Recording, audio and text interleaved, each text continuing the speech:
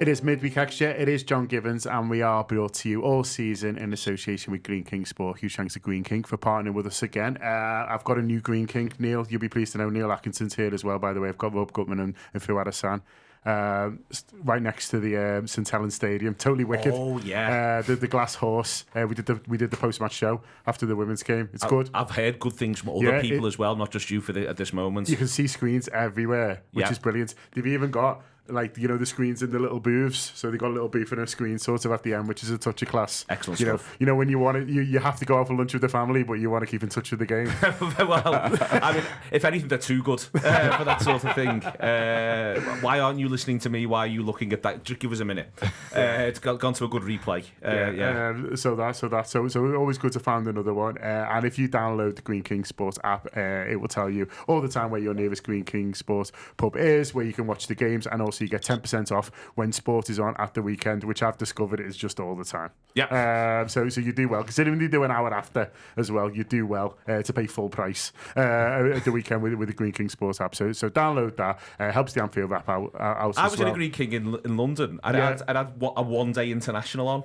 Amazing. So that is the day. Yeah. Oh yeah. You've got the app. That is you're able to go. Yeah. So you've got England versus Australia. It's 50 overs in both directions. I think you'll find there's a reduction on this. Yeah, and then there's some boxing on. Brilliant. Every time a new sport event comes on, everyone cheers. Download the app. Green King Sports. It'll tell you where your nearest ones are. It'll also show obviously all the sporting events, and you'll get 10% off drinks when you show the app. And it also helps out the Anfield Wrap as well. If you could follow them on Instagram as well, there'll be things going on there throughout the season from fans, including me. I just did a preview for the Wolves game recorded. They'll be out at some stage tomorrow. So huge thanks to Green King Sports, and huge thanks to Liverpool Football Club for winning again. It's 3 wins in 3 quietly, Fuad. 3 in 3 tournaments as well. Don't care what the tournament is. Throw us in anything and we'll beat them. Totally, and loads of goals. So what can you complain about? No, I've really enjoyed it. I really enjoyed the response. I think the key to the great Liverpool sides that we've seen over the last few years is when there has been a bit of a setback, it's never been 2 in a row. It's never been like a run, unless we can obviously make there's some exceptions to that with seasons where things have gone a bit wrong in loads of ways. But they've always responded. They've always shown that it is just a one-off and like an anomaly. So I'm really happy with how it's gone. I really like how all the forwards have scored now, and they all look absolutely brilliant. And I mean, so many changes yesterday, and it didn't really. I mean, I did feel it in terms of how Liverpool, started and found their way through, but completely naturally and how you'd expect. But then everything was sort of solid and same as usual. And I liked how, we managed to get rhythm into some players, get some minutes into players who've deserved it probably. And I'm sure the manager has seen them in training and been like, I want to get you on, but at the moment it's just so difficult. So they all had their chance. They've all, generally staked a claim maybe for that Bologna game in midweek next week. Nothing to complain about. Nothing to complain about, Rob? Or are you going to find something? No, nothing to complain about. It was a strange game where there were moments you could find things to complain about because we start fairly slowly. We can see we have a goal chalked off against us. Not lucky, but it does ratchet up the tension. We concede first. When we get back into it, it's a little bit of a surprise, and it takes a long time. It feels like a long time before the game's killed off. So. It wasn't a walk in the park as a game, but at the same time, you are saying to yourself all the way through, here's 11 lads who've probably never played together before in this combination and probably never will again in that exact combination. So there's all kinds of mitigation. But to have the character, to have the quality to just prevail and come out with a scoreline of champions of sort, this is the sort of thing where you watch Man City being, or even Arsenal to an extent, labour sometimes against occasionally against inferior opposition. You think, they weren't that good today. Yeah, but they won 5-1. I mean, it just is what it is. I think by the time we decided to be good, we were exceptionally good, and you can't take that for granted. Yeah, you can't, and even the sort of the heady moments that came through them, and these players who haven't played, in some cases, a huge amount all season, Neil, and like Rob says, at all together, I think we'll be better off for it. And when the draw's made, I'm a bit like, that's slightly tougher than what I'd like. And, I'd love a Barrow, but you know, I mean, we were talking just before, you know, Man United go there and win 7-0. It doesn't seem to have done them any good because when you come up against good teams, oh shit, they're better. And you know, they end up sort of drawing it with Twente last night. And so I think, you know, I'm watching the game last night, and as we get towards the end of it and the goals have come in and we get the win, I'm thinking I'm actually glad that we got a decent test because I think it'll be better for... You know, some of the defenders have a tough night. It's a tough night because it's cobbled together, and I actually think a back forward it's hardest for. I think to be sort of cobbled together. I think a forward play where you can just do something boss on your own, and Cody Gakpo does that. As a defender, I think it's harder. So I think they had the toughest gig in a way, and you know, Quanta's only played 45 minutes. You know, a football this season. Joe Gomez, I think, one off the bench at sort of Milan at full-back. And so they're really sort of rusty. And then suddenly you're coming up against good players, and then they're throwing Mikel Antonio on, and he's pumped up as anything. It looks like he's been greasing himself. But then they come through it. And they don't come through it, you know, with flying colours, but they sort of come through it. And I think that game, the toughness, will help us more than I think, you know, playing a barrow and just sort of twatting them. I think it really helps seeing Joe Gomez be better than Jarrod Bowen, because I think Jarrod Bowen's great. So a couple of times when he just eases Bowen out the way, beats into the ball, looks after the situation in a way that makes Jarrod Bowen go, not today then, I think is really valuable. I think it's valuable for Gomez. I think it's valuable for the manager to see that through his own eyes and not just be told this fellow, you know, a few seasons back looked like a really, really good centre-back, to actually get a game where... And also, to your point, John, I think the whole defensive setup needs to function. And when there was, with the obvious exception of the series of just unfortunate events that leads to the own goal, you know, when there was centre-backing to do, they did actually mostly do it pretty well, both of them. You know, I wouldn't be necessarily rushing to give anyone more than 8 out of 10 across that back line. But I'd possibly give the 2 centre-backs more than I give the either full-back and arguably even the deepest lying midfielder in front of them, because I think that when it comes to the moment when they need to be impressive, I actually think they are. I think Quanta shrugs the setback off really well. I think he has a good second half. It'd be easy to be in your own head. That doesn't happen. But I think for Gomez especially, I think it was a real reminder and a real boost.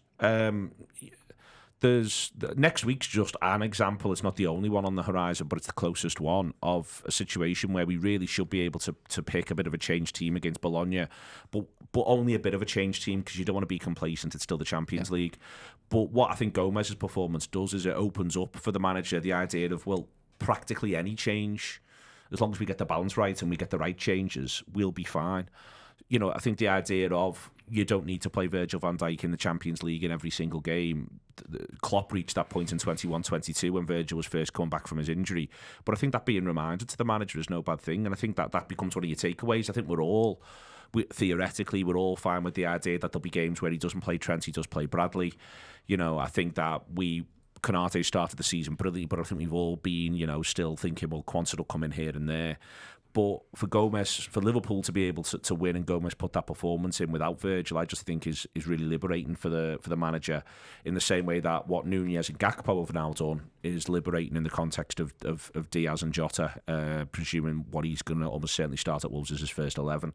So I think all of that offers the manager something to work with, and then something to work towards, which is these are the games that matter. Next week it is Bologna Wednesday night, and it is Crystal Palace away at 12:30 on the Saturday.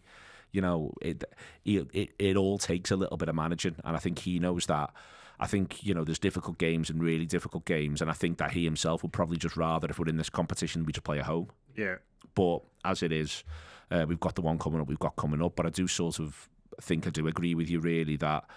And also, you're just dispatching good sides. West Ham could have won this thing, and we've knocked them out. So I think if you're just dispatching good sides as well while you're in this, that's no bad thing either. You can't get them away in the quarterfinals now. Exactly. They're out. They're out. Can't happen. They didn't make 11 changes, I think we should add as well. It's a strong team, They finish strong as well, don't they? They bring on the cavalry, don't they? Yeah. Paquetá comes on, doesn't he? Antonio, as John said, I mean, I was going to sort of go front to back in terms of the team because of the changes, because it's an interesting one. But I'll go back to front because we've sort of ended up talking a little bit about the defence. So we'll start on them, Fuad, just as a bit of a collective. You know, like I said before, I think it is hardest for the new back four to just sort of come in. There's not the partnerships there and things like that. I think individually, a couple of them could have done a little bit better. I think I'd like to see a bit more from Bradley generally this season. I think he does sort of pretty well with the I think the fourth goal you lose count. He's involved in one of the later goals. One of the later the Salah goal he sets up. He's involved in that. So that's the third one, and sort of does well in that. But I like a little bit more from him. Costas just has the insane 5 minutes, which is just sort of mad. But you know, he sort of got one of those in him. But I think, you know, collectively it is just sort of difficult, and also I think that extends to set pieces as well, which is a team sport, and it's sort of team defending, and I think, but it's where you can end up looking a bit shaky, and I think when you do look a bit shaky on set pieces, it's sort of defenders you end up sort of blaming in your head, even though that's a bit mean. But everyone, I think a team that's got to run has sort of just got what they do from set pieces, and a team that's sort of thrown together sort of hasn't. So Kwanzaa ends up conceding an own goal, but I'm not massively sure he did anything particularly wrong. No, and I don't think Endo did either, to be honest. He had to kick it that way. There was no other place for him to go. So it is just one of them. I was quite impressed in the sense that there was nothing spectacular, but it was nothing kind of, you know, where there were obvious flaws and obvious mistakes. Even on the ball, I thought, you know, the centre halves, you know, they did struggle to make those balls that we're used to seeing kind of piercing through the midfield like we've seen from Van Dijk and Konate, but I think that's as much to do with the movement in front of them than it is to do with themselves. And they didn't also try too many, you know, they didn't try anything too silly, you know, going long too much and trying balls that are, you know, maybe slightly out of their capacity.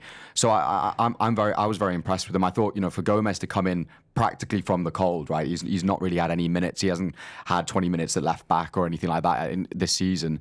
It's so difficult to expect. And he was the leader, wasn't he? He was a senior one out of that back five, and he took the responsibility well. And I think the first thing you want is nothing silly and nothing, you know, you don't want to give them any gifts. And they didn't do that at any stage, and I didn't really feel like they were going to do that at any stage.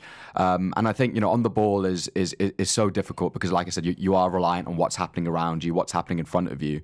And it was kind of unsettled in front of them, and it takes a bit of time for everyone to figure out the movements. But, you know, as a centre-back pairing, that they were fine. Joe Gomez, you know, led it, and you know, there were a few moments I think you could hear him, you know, you could hear him shout when it went a bit quiet in the ground. You could hear him kind of marshalling that defence. Yeah. And that's good to see because, you know, the manager will be encouraged by that as well, that he has got another one that is more, you know, kind of willing to take that leadership role on. He's been at the club a while. He's of an age now where, you know, you want him kind of stepping up to that kind of responsibility no matter what happened in the summer. And, you know, at the end of the day, it is based on partnerships, isn't it? You know, you talk about Bradley, you talk about Tsimikas, you know, they haven't played alongside their centre halves, you know, possibly ever, or definitely not this season. So it is a lot to kind of ask to expect them to be completely free-flowing as we've seen them when they come into, you know, it's different when you're making one or two changes to your first 11 and these players drop in when everything else around them is settled. It was sort of the whole team kind of working out each other a little bit. So yeah, I'm happy there was nothing to sort of complain about with them, but at the same time, you know, it wasn't anything spectacular, like you said. How am I going to phrase this? What I want to say is basically, if you had to start one of them on Saturday, who would it be, Rob? Who looks like the one? Great so if that's the deputy four, which of the deputies would you be most comfortable starting on Saturday? On current form? We're backwards. It's not Costas, let's be right. God love him. And there is, you know, and Trent and Connor are such different players. And I agree with you. I'm still waiting for Connor Bradley to show this season.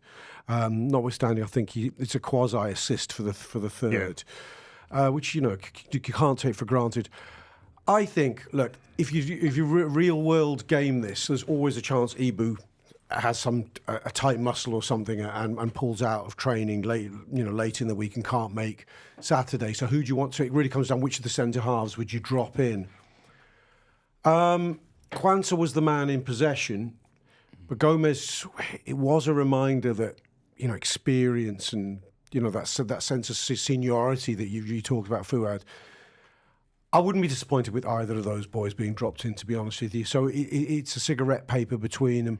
I think Kwanzaa's the future of the club, and Joe, I think, will not be satisfied with bit parts, and I think we'll be putting, if it continues like this throughout the campaign till Christmas, he will be seeking to move in January, and we will have a decision to make then. So I would say it's Kwanzaa for me. If one of the centre halves was out, it would be Kwanzaa. top end? I'd just go with Gomez, current climate, solely for the experience point that Rob brings out, and also I think we've seen a little bit of, Virgil sort of rekindled the partnership from 21-22 at certain times with Konate, and I think there's no reason why he couldn't rekindle a similar partnership with Gomez. I think also Rob's sort of stacked the deck a little bit there because it is the right-hand side at centre-back question. Like if you simply say, it's a toss of a coin, which centre-back's going to be missing, and you've got to pick which one of the two you'd have, then I think the answer would actually becomes pretty certain Gomez, because Gomez plays that left-hand side, I think, relatively well. And I think he's done it a few times whilst he's been in there. And I think he's also prepared to take the responsibility, which, by the way, I wouldn't want to put on Quansah at this stage of proceedings. So I think you'd have in Konate and Gomez, you'd have a combination of responsibility in Virgil's But if you're looking absence. to rest and for a change, so you want to switch your body, which I thought was the spirit. Oh, of yeah, the that's question. And then I think, but no, I agree with you. If it's You could actually, Gomez is the answer to any of them, by the way. Yeah, Left, no, right, I'm both more just centre-backs. sort of interested in who do we think is, who do we feel most comfortable? Who's our fifth best defender? I guess is what I'm asking. Probably Joe Gomez. based on the evidence last night. Probably if it's the last game that's ever played on planet Earth, it's Joe Gomez. I think it's worth saying. Listen, part of why this is all a little bit trickier now in a way is that a manager ends up with more options, and the point is he can pick 9 subs. There was a period of time in football where you could pick no subs. There was a period of time where you could pick 1 sub. There was a period of time where you could pick 2 subs and 3 subs. If you could only pick any number of subs up to 5, you'd have Joe Gomez on the bench every single time. It's worth saying that, and as you whittle that number down until you get to 1, when you would just have an attacker because we're all Bob Paisley. When you're on 2, 3, you're making him carry the bus. Yeah. If you're on 2, 3, or 5, you're having Joe Gomez on the bench for you. And it's a bit of a funny thing to say, which is that the more you end up with bigger benches, you end up being able to pick more genuine specialists, at which point someone who, we all praise utility as being a really strong commodity, but actually very oddly being able to put 9 on a bench makes it less valuable. In some people's eyes, I still think, Manchester City are interested and Guardiola's interested in this, but I think that on the whole, if you can have 9 subs, well then you can have, you can de facto almost cover every position and leave yourself even a little bit of change. So I think that, for me, Gomez, on the question of who is Liverpool's sort of number 5, if we indeed were only allowed 5 and we had to have a cut-off on the rest, then I'm having Gomez as number 5. I think, also the pace. We saw it at left back, and when you bring that into that position, it's even more amplified, I think. And I think part of the reason why he dealt with Bowen so well, I think early on Bowen realised, I'm not dealing with a slouch here in terms of keeping up with me, and that's so valuable with not just how Liverpool play, but also when you want to take risks in certain moments, to have that. And if we're talking about cover for Konate, who's done that really well when he's been at his best, Gomez has that in abundance, and definitely more so than Quansah. There's a couple of little bits I think on Gomez last night which I liked, which was he didn't get drawn into it with Antonio. He didn't. Yeah. Antonio comes on, like you say, he's greased up and he's a whirling dervish, and he has a really big 20 minutes, arguably until the red card, if not just after Antonio. But he almost in that time does manage to punch himself out. And Gomez all the way through just picks his moments, picks his battles a little bit, and I think that just showed smartness, showed nous, and was impressive. Yeah, no, I think that is all fair. So onto the midfield. There's been a few debates online on. I was going to talk about them together, but we'll sort of separate them because I think they have sort of different games, and I mean Jones has very different halves. But so we'll start with Endo. I've seen a few people online say they thought he played well. I wasn't too sort of sure about him, but I don't know whether I was watching him through the prism of what I know the manager wants from that position, or just sort of analysing the performance. I think for both of them, and the reason why I was originally going to talk about them both at the same time, but I've decided not to. But I think when you play 40-40, I think it can be a little bit difficult for the two. You're like, so it was my job just to get it to them. Like, is that all you want me to do? And I think Curtis fell into that a little bit first half, and then I think sort of changed, second half, probably with a bit of guidance from the manager. But I think it is sort of a little bit hard. But Endo in particular, what did you make of him? Because like I say, I've seen a wide sort of variety of opinions, and I mean, who's to say who's right? He certainly didn't play badly. I'll start off with that, damning with faint praise, if you like. He certainly didn't play badly. And that's not a small thing. I think, firstly, because his most recent cameos, tail end of last season, and more than cameos, performances, but in pre-season, this season, not great. Not great. A sort of a falling back into the mould, I think, of what we feared he could be as an £11 million signing from Stuttgart, sort of late in the window. Very much a stopgap signing we bought him. He obviously proved Jurgen Klopp right last season in the main by looking at a player worth more than that. But I think the latter trajectory hasn't been great with him. So for him to come in a circumstance where he wasn't exactly surrounded by Gravenberch and McAllister, or there wasn't a Szoboszlai there, so, and the defence behind him didn't include Virgil van Dijk. It was a test for him. And against the West Ham side, to reiterate, who also weren't the West Ham B side. So it was a test, and I don't want to say he passed it with flying colours. I think he did perfectly well. I think it'd be mean to say he got less than 7 out of 10 if you're doing ratings, but I think it'd be silly to say he was an 8 out of 10 at the same time. I think there were plenty of reminders why he probably isn't any sort of a long-term player, even in a squad sense, under this manager. And I think if certain things had aligned in the summer, I think, had Zubimendi come in, for example, we may have seen very, very scant showings from Endo this season, injuries notwithstanding. But I think he can feel satisfied with his work, and I think the manager will come away from him going, okay, I can rely on him in certain situations. I'm not rushing to start him in any games, certainly Champions League or League games soon, but I can rely on him to bring him off to close out a game to an extent, and certainly in cup games, League and FA Cup. Do you think? Yeah, I think second half. What's interesting is I think a little bit of this happens actually with Klopp, and to an extent even in that fixture last season, albeit being later in the campaign. It was the 5th round last time when we played them and beat them 5-1. There was a thing that I think happened from that night, which is his game got simplified for him a little bit, and I think you see it in the second half. But what I mean by simplified isn't safer. What they actually do with him a little bit in the second half there is he starts to pass forward more. And Jones gives him a little bit of an option further up and a little bit of a diag ball, and someone else will coming off from a little. And I all the way through last season, when I thought Johnny was good, one of the things I think you saw from him was he's got a really good ability to play a forward ball on a diagonal 10 or 15 yards ahead of him quickly. Yeah. That's not what this manager wants to do all the time. So this is where there's a little bit of a problem. But that's where you're going to get the best out of Endo, is when he's punching it forward. And we have a bit of a funny thing, I think, for the whole team in the first half, because you haven't got Virgil and Konate has been passing the ball well. You're in a situation, therefore, where not much was moving the ball very cleverly. And I don't even think he was picking up neat little positions, Endo, first half, to receive the ball on the half turn and then find the next pass, because that's just not his game in the same way that it is Gravenberch and it is McAllister. But in the second half, I think they just made it easier for him. And when you're going to get it, you're going to have these balls and they're going to be on for you. And you're just going to pop them off. And they are slightly riskier passes, but I think Liverpool felt that they could make it. And I think the manager has a really, really good half time. Yeah, because and it's not his first one of the season. It's not his first one of the season. And I think he just makes more. So as I say, it's actually, ironically, almost harder football in one sense, what suddenly Endo's asked to do. But it's just what he happens to be comfortable doing. I've talked on other shows. I think it's really interesting with Konate, how I think Konate passes the ball really well, 15, 20 yards.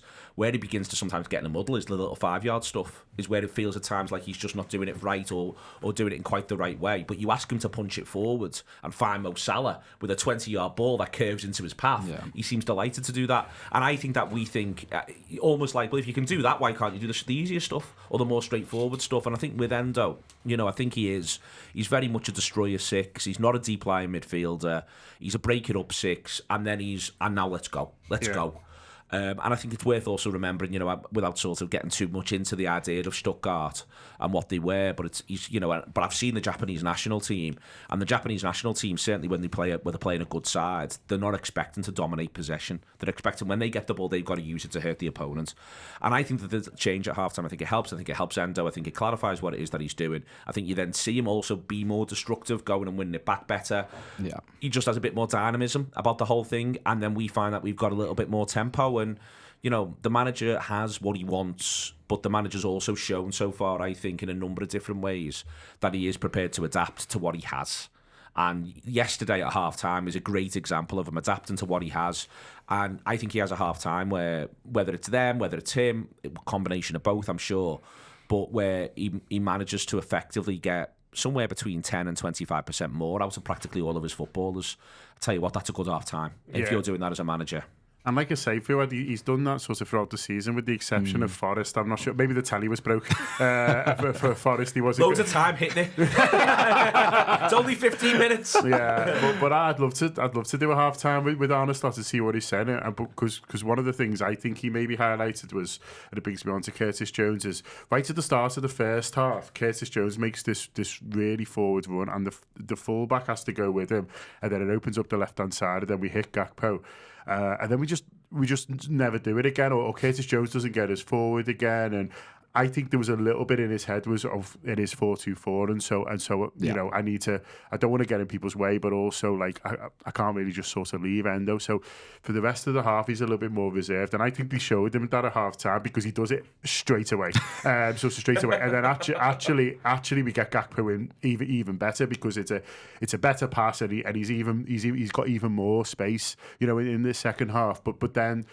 This time he sort of carries on, and there's obviously the obvious one where he carries the ball brilliantly for Jota's second, but he's just generally he's more expansive with his play, but he's more sort of forward thinking really, and that turns a 4 into a 5, and suddenly, you know, defenders don't know what to do, and there's nothing greater than a midfield runner when the defenders are already chocker, because they either have to leave the man or they just ignore him, and you've got a sort of an open run. And I thought, you know, Jones obviously deserves a lot of credit for his second half performance, but I think it seemed to me that the manager had showed him that moment in the first half and going, see the trouble that caused, that's fine. And listen, if we leave gaps, then it's on me because I want you to do it. Yeah, no, totally. I think we probably have to get used to largely this manager when there is a need to make a change at halftime in terms of, you know, not like a substitution, but a change in how Liverpool are playing.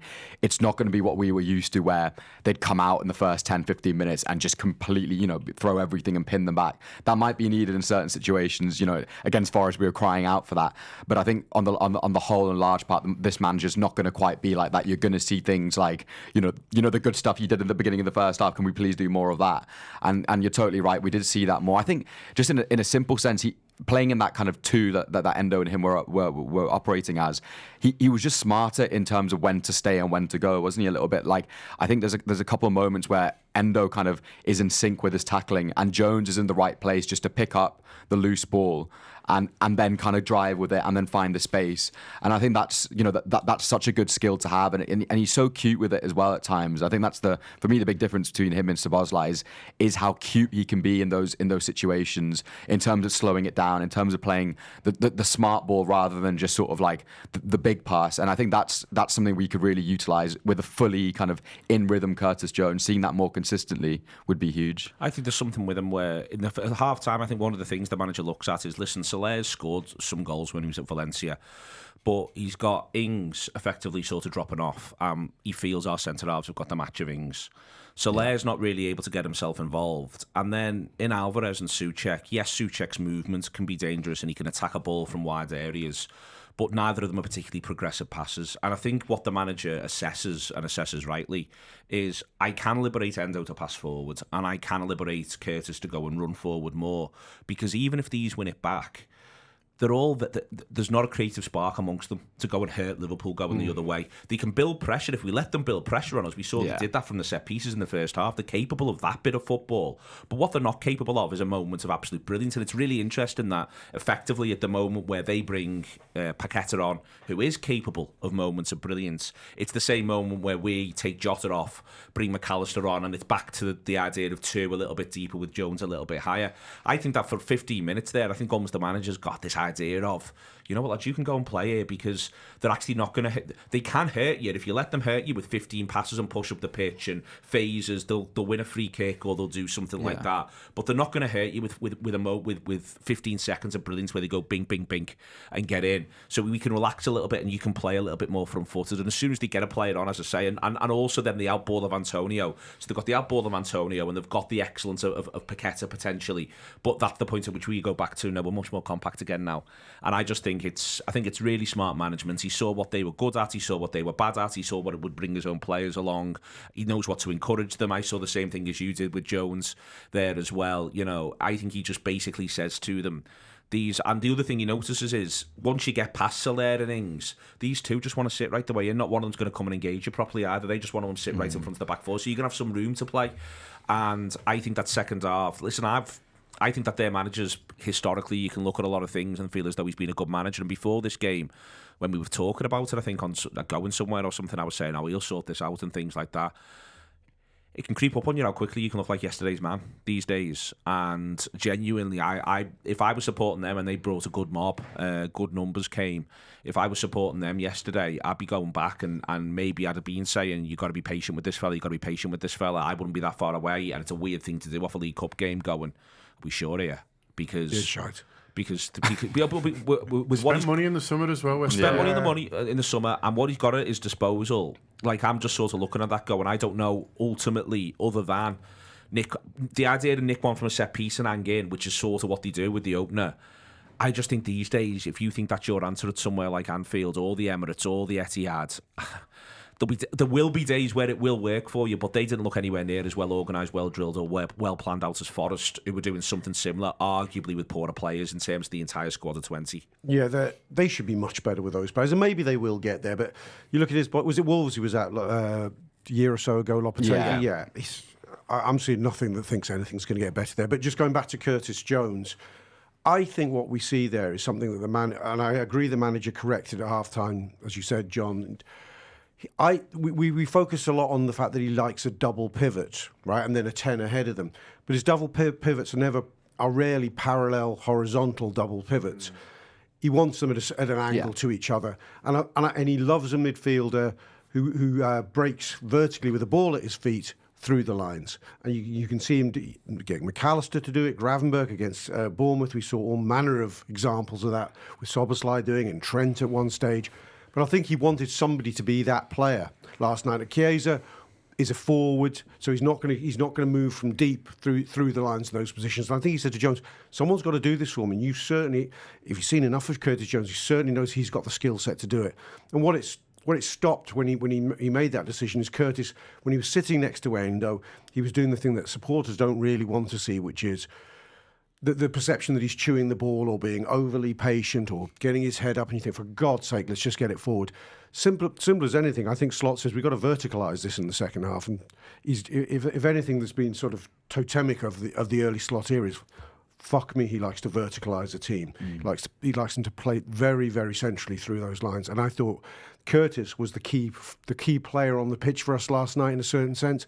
He's the one that takes it from okay, we're doing all right in the League Cup, we've got a lead against these. He's the one, his influence, his change of role, I think, takes it away from them in the end. Yeah, and there's a real opportunity for him, I think, Rob, to get a lot of minutes on the pitch, I think, because I think the Elliott injury sort of helps him a little bit, because he's become, I think, probably first change in the deep two, but probably first change for Szoboszlai now as well. And I think that sort of doubles his opportunities of starts, but also just sort of minute off to the bench. I loved his cameo on Saturday. I thought it was great, and I thought he was desperate to score, partly because he wanted to celebrate with Harry, which was really cute. And he wanted to do a celebration and stuff like that. But I thought he was just sort of great. And me and you were Curtis OG's army. We watched him for the under-18s and stuff like that, and remembered him as an attacking midfielder. And I remember me and you do Manaman comparisons because of, and that was by the way, that was a Manaman to foul a goal. That second one, wasn't it? With Jota with the foul finish as well. And so how it sort of was, and I think he's always wanted to get forward, and I think, he's played so much under Jurgen that I think for some people, that's all they've sort of known for him, and that's understandable because that's his entire sort of first team career. But I think there is a lot more from him from an attacking point of view, and I think, whether he's the more attacking of the two, or whether he's literally like he did on Saturday, playing in that midfield further forward. I think that's why he's saying he likes it more, because he's given the opportunity to do that. And listen, sometimes he'll hold on to it a little bit longer than what people will, but I think he's just waiting for that perfect moment to release. And when it comes like that second one, it's beautiful to see, and it's almost a goal. He lays on a goal. Yeah, I think he's become such a central midfield player in the last 2-3 years, hasn't he? Even with the England under-21s, he plays deep alongside Angel Gomez, doesn't he? A couple of years ago, or 18 months ago. Klopp got to a point where he was only seeing Curtis as maybe a quasi-6 in a double pivot, and I think Slot was probably primed to believe that was his best position. But I think it's important to Curtis's career, important for the range of opportunities, as you're saying, because he can fill in for Harvey Elliott or Szoboszlai, that he showcases as often as possible just what a devastating last third player he is.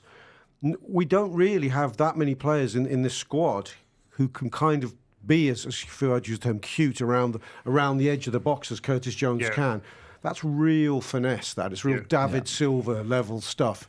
Even and eye for the goal as well, Rob. Absolutely. In the same number of games, in the same number of appearances, to get more than Szoboszlai from that position. Yeah, absolutely. And that's not to say I'd start him above him, because there's more to life than goals. But I think that is another thing that he's got, is a real eye for goal and a real knack for arriving at the right time to score one. Well, yeah, I think what we want to see, what Slot wants to see, is that you've got options there in Szoboszlai and Jones, for example, or even Jones and McAllister, that you can go, there's no real change from when I can rotate 3 into 2 positions and I'm seeing no drop-off. And maybe by the time Harvey Elliott's back to his peak, you can add him into that mix. That's where we want to be, really. Gravenberch is a different situation. He's become very much the specialist in that position. But Jones getting in rhythm is important. We're seeing you were seeing before our very eyes, by the way, the importance of footballers being in rhythm. From Jones's first substitute cameo, where we thought, he's a bit off it, to the big improvement in the last game, to the quantum leap forward, even in the second half of this game. Okay, let's move on to the forwards then. All of them. We'll do it all together, because I think there's loads to be pleased about with all of them in different ways. Listen, Darwin Núñez might be the most disappointed, Neil, because he'll always want to score, and he's not started loads this season, so maybe he'll be looking at it and thinking, a bit of a missed opportunity for me there. Look at all the goals the other scored, but I thought he was fine. Gakpo was a lot better than fine. He was brilliant, and Caps this night, I'd have been praising him anyway. I'm sure you all would have, even without the goals, but with them, and certainly the first one that he gets is such a clean strike. Jota gets 2 more and gets a bit of a rest, although I think he quite fancied staying on. But that's how it goes. And Chiesa, we saw plenty to get excited about as well, and the options the manager's got is brilliant, and I think they can all be in different ways pleased with the night. Núñez was made up for Gakpo that he scored, which I thought was great to see. He was genuinely made up. He plays a part in the move as well. It's a lovely little touch. An assist. But he gets the assist. It's a lovely little touch in there. But Gakpo's still got things to do. But Núñez was delighted for him. And I just think the most important thing is that they're scoring. Yeah. In a situation where Núñez has scored in one of his last 2 appearances, Gakpo scored 2 in his last 2 appearances and played really well in both of them, but doesn't get a goal in Milan, but now gets one.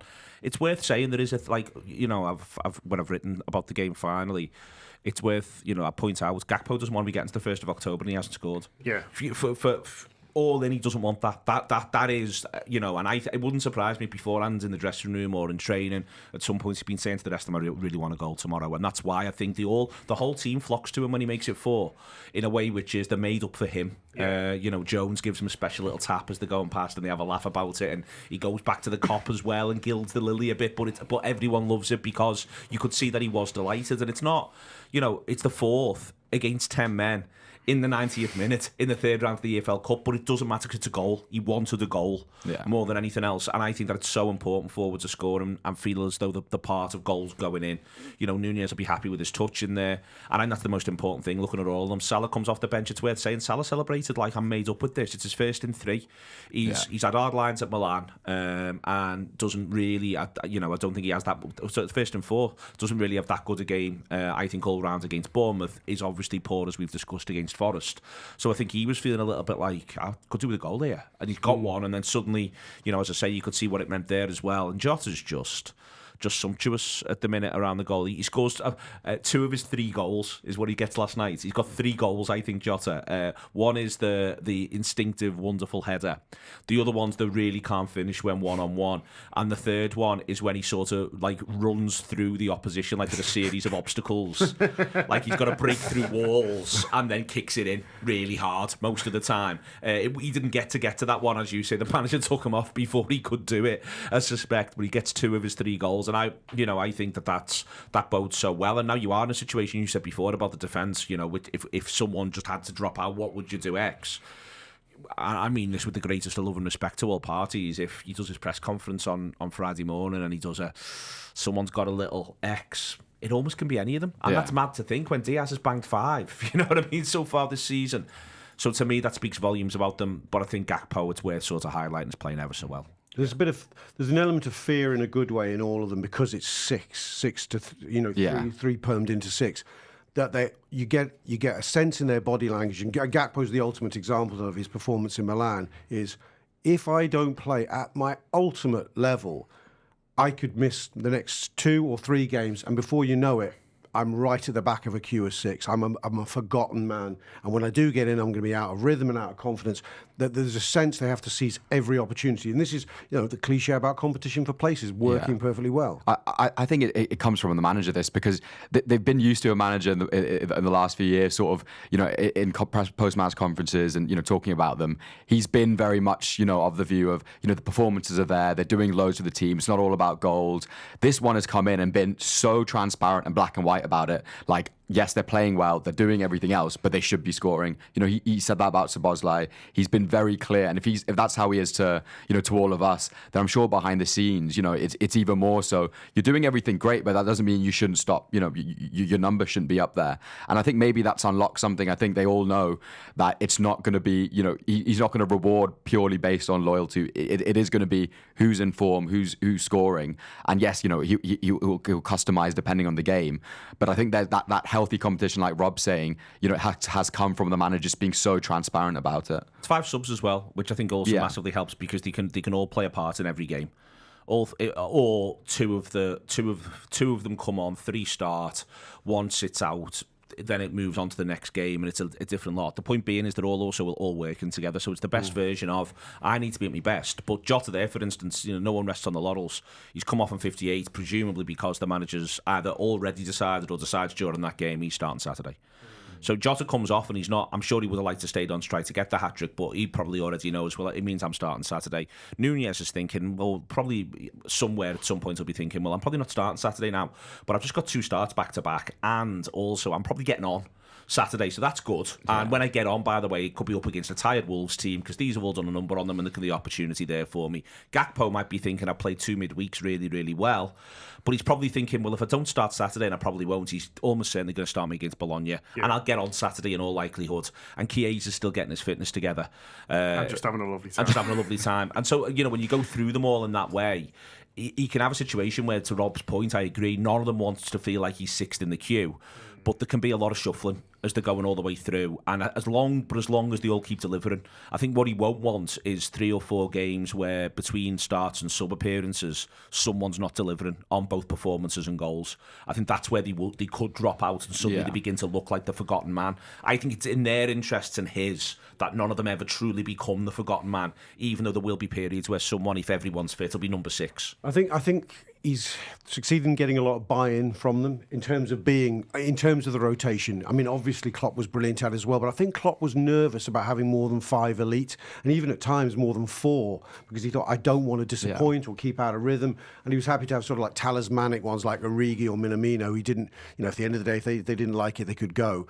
But he didn't want to have too many. Because I think there's a sense, with this group of 6 that if Jota scores 2, it means the team's winning and I'm getting on, because he's not playing the whole game. Do you know what I mean? It gives the team winning, these lads scoring. Nunez's reaction to Gakpo's goal, it doesn't undermine the chances of Darwin Nunez getting some good minutes on the pitch next time out. I think there's that sense of buy-in at the moment. I might be reading too much into it, but I think the team prevailing, your mate scoring is not a bad thing for you, and that's a difficult thing to get inside your head mentally. As a footballer, I mean, there's a case of, well, if I haven't started, maybe I want them to lose the next game, so I get the start. They've got to change for its own sake. But I don't think that's the sense around it at the moment. Is his goal means I get a chance and I'll get a goal because I'm confident playing with good lads. There's a virtuous cycle thing, I think I'm saying. No, I think that's all fair, and I think the other thing from a supporter point of view, it's nice to know that, if it isn't happening for the starters on Saturday, that we've got lads coming off the bench who are ready, who are sharp, and have scored goals, in recent games. And I think that was one of the many issues with the Forest debacle, is that the lads who come on just didn't look at it at all, and obviously the starters didn't either, and there's a whole host of things we don't want to see again from the Forest game, but Gakpo comes on and just doesn't look confident and not sure what to do. Nunez similar. Whereas now, you put them back in that situation now. Jones, rusty. Yeah, exactly. You go back, you put them in that situation now, and you'd be really confident they'd offer much, much more. And listen, let's all hope that the changes on Saturday against Wolves are more to keep people sharp and give people a rest, or the game's opened up and to hit them on the break rather than kind of, needing it. But if they are needed, you feel a lot more confident now than they'd be delivering, and there could be a match winner from the bench for you than we did then. Totally. I think there's a delicate balance between the freshness and sort of rhythm with forwards especially. I think, you don't want anyone getting flogged. You don't want a repeat of last season where, in patches it felt like Diaz was getting run into the ground. And I think that this manager's realised, with the pool that he has in those positions, it's in no one's interest for that to happen. Yes, Salah will start the majority of the time, and Diaz as well probably, but he wants to keep them mentally fresh as much as anything, because like you said, you can have a repeat of Forest where it is out of their control. They have players coming back and they just looked mentally off it as much as physically, and I think when you have this many players and he's got the rhythm and got minutes into them already, no one's going to get run into the ground, you'd hope, and if they, as Neil said, if they do all keep up this scoring form, assisting form, then you can kind of bring them in and out when they do get a little bit tired. You have that option to keep it fresh, in that game, but also the players themselves, for the next one coming up, or the big game on the weekend if there's a midweek. They have that ability to never be sort of crossing that line where they get run into the ground and are sort of out on their feet. And I think that only serves us well in terms of fighting on all fronts, in terms of making sure we have a consistent level in the league. And we showed clear intentions that we are, I'd like to think we are going for everything, aren't we? And that's what you need from your forward line. And they've got the squad to do that, Neil, and that's what last night proves to me. You're looking at, you mentioned there, Jota will probably start at the weekend. I think he's the only one. And I don't think that's unreasonable, because there's 10 others who are ready to sort of come in. The keeper, the keeper's the slight sort of anomaly in this. But from outfield players, I think Jota's the only one who starts again, and so that's some team to basically be able to go, don't worry about it. And I'm looking at some of the other games, and Arsenal have got a 16-year-old in goal, and listen, they score 5 goals, and some of these kids they've got look sort of decent players, but I'm not sure that they want them necessarily starting a big Premier League anytime soon, where there's plenty of those who played for us last night who could put their hands up to do it. There's players that all of us as supporters would want an upgrade on, and there's probably a couple where the manager would, if he was honest and sort of sat here. But at the same time, we are in really good nick, and these players who we've got who aren't necessarily playing as much as he'd like are good footballers, and they're beating, like Rob says, a strong West Ham team 5-1. I think one of the really interesting things about looking at our rivals at the moment, in terms of where their squads are, is they're seeing a little bit of what we've seen in a couple of seasons in the past, where it only takes 1 or 2 injuries to lads who pretty much start every game, and all of a sudden the underbelly looks like, oof, especially when it comes to a League Cup game, because what you're then doing is you want to protect some others who normally you wouldn't want to protect in quite the same way. So Arsenal, with Odegaard, all of a sudden it just looks a little bit like, oh God, this is a bit sticky, and then Rice is suspended at the same time, and the left-back's picking up a couple of knocks, but they didn't have the left-back last season, but Zinchenko's now out struggling a little bit for form and fitness, and you sort of go through this list, and all of a sudden, and we've lived this, where you go, really like the squad, oh God, and then everyone's going, my God, the squad was awful in the first place. It's a little bit that the squad's maybe never quite as strong as any of us think it is, for us, for City or for Arsenal, never quite as imperious on the one hand, but on the other hand, a little bit of bad fortune, and you feel like you're more exposed than you actually are.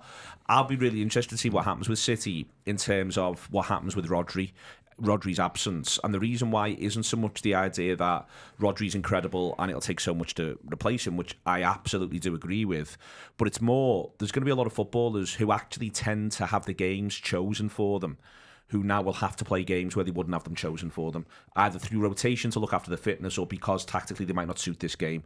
So Kovacic, historically playing for Chelsea before he got to City, likes an injury here and there, so he needs a bit of managing. He was talking on Mateus Nunes, wasn't he? But Mateus Nunes now, he's not been using him at all. But all it takes is that these players who haven't actually had that much football, but what they've had as a squad is that position, its load is carried by Rodri, and that's gone. Arsenal, I think, are beginning to look like 1 or 2 of them are getting knocks and they're a bit tired, because some of the players who've carried load for 2 seasons, 3 seasons, and Odegaard's one, and suddenly now other players are having to maybe play 2 extra games than they used to, and you don't know what that's going to turn into. There might be a reason why you don't want to pick that player in as many games, but now you're going to have to, and it's a bit of a risk, and now he's going into the red zone, whereas Odegaard's a bit of a machine. Rodri's most definitely a machine, and I think that, listen, in 6 weeks, there's an international break. We've got some big games coming up, and we could be going, God, it looks. You know, there could be some lads on the bench at Brighton, or even 1 or 2 starting, who fall into the category the way you've just described those Arsenal players by the time we get there. So you don't want to get carried away.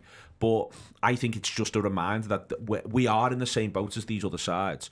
But simultaneously, West Ham play a pretty good side, make a few changes, not as many as us, and we look streets ahead of them. And they've spent a lot of money in the summer, and they're the sort of team that are going to come somewhere between 9th and 14th, I think, pretty much. They've got a lot of good players in there as well. They bring Kudus on, they start with Bow, and these are footballers you like. But Liverpool beat them 5-1. Yeah. So, you know, in the same way that you'd see... Humiliation, really. Yeah. Getting away from that. So I think it's, you know, I think there's so much to be positive about. Looking at rivals, that comparison at the minute, it favours us. Last season, at times, a lot of time it didn't because of the number of injuries. It might be that in a few weeks it doesn't again. But I think sort of having a level of, we're pretty good, you know, is absolutely fine at this point. We're pretty good. And when I say pretty good, I don't mean we're pretty good versus Tottenham or pretty good versus Arsenal and City. We're pretty good, and that's a good place to be. Yeah, it's an excellent place to be. Man City away at Newcastle this weekend, by the way. It's a 12:30. I'd almost be up for swapping. You know, I know you will be able to go then. So logistically, that doesn't really work. I'd take the bullet. But yeah, but you did really have your eye on that. If that was R5 when you had Newcastle v Man City, that's one of those nice 12:30s. Everyone says 12:30s are horrible, but I think that's a nice one for Man City, which I would take if that was them. But that is the situation. Just very quickly on Wolves, there's absolutely loads looking ahead to the Wolves game available for TAW subscribers, so download the app if you haven't got it yet. Audio and video, there'll be tons of previews. But you're looking forward to it, Rob? Feeling like it should be a good one for Liverpool? Yeah, going. I'm very excited about it. They may be in a bad state, Wolves, at the moment, but that's a lively ground, that, from my experience of going to Molyneux. I think they're playing better than the points suggest. Yeah, so. Quite possibly. And that crowd doesn't take much encouragement to get up there. In fact, our next two aways, I'd say the same Palace crowd is the same. Yeah. We found out, was it last season against Wolves? It was a tricky first half. We go behind in the game. Yeah. The crowd were up for it. We turn it around in the end, but it's graft, and I don't think there's any cakewalk available to us on the weekend. Fans have got a bit of a cob on with them, haven't they? Which is a thing. Bit of a cop, yeah, because it's been a bit of a mad summer in terms of who's gone and who's come in. The one thing I would say is I've seen them a couple of times, and they're more than capable of playing well. They've not looked good last half an hour. Yeah, and I think that. It weirdly, for all the conversation that we've just had, it's not the worst one if you're Gakpo or Nunez. It's not the worst one. There's a real chance that you could come on and be not be a massive hero, but there's a real chance that there's a game that's at least a little bit. Don't go full Divock. Yeah, don't go full Divock. But there's a real chance there's a game that's still in the balance. I don't want to have to wait till then. There's a chance there's a game that's still in the balance with half an hour to go. When I say in the balance, I mean one goal in it. Yeah. And that'll be a bit of work to be done. But I think that we should be all right. And I'm really looking forward to it. Genuinely, I think there's such an opportunity between now and the October international break to really make a bit of a point. Okay, we'll leave it there. Just a couple of little bits of housekeeping. If you are listening to this on Thursday, well, great news for you, and you're in the Liverpool area, you can come and see us tonight. It is the day of Neil's book launch, so we've been talking about it for a while, but it is finally here. The book is out today. For myself. Well, hopefully you've got a couple more dues, Neil, a couple more events. The first one is in Beer Keller tonight, so if you are in the Liverpool area, we'd love to have you. Tickets are still available if you want to sort of get them online, and you can buy a ticket. Well, you can buy a ticket for the show, or you can buy the ticket and the book as well, and you'll get a signed copy for it on the night. But if you've already pre-ordered it, don't feel like you need to do it twice. You've got tickets individually are just sort of still available. We'd love to see you. We've got loads of contributors coming. I'm doing a little bit on stage, but loads of people who just come in and just sort of milling about. So it'll be a good one for you tonight. Or if you can't make tonight, but you can make Belfast tomorrow, we'd love to see you there as well. It's been a while since we've done Belfast. It's one of my favourite cities to do live shows, so I'm really looking forward to that. And it's a bit of a special one to finish the week. So the first part is Neil talking about his book. Part 2 is a Pop and Anfield Wrap live show. Me, Craig and Keo coming over. And then Keo's going to play some songs as well, which he's not done for us, I don't think, outside Liverpool and maybe Brighton. So a nice little bit of a bonus on a Friday night as well. So tickets available for that too. So Thursday or Friday, if you can come to either Liverpool or Belfast. Belfast is Laverty's, I think. Yeah. Laverty's. Laverty's, close. I was thinking of Rich. If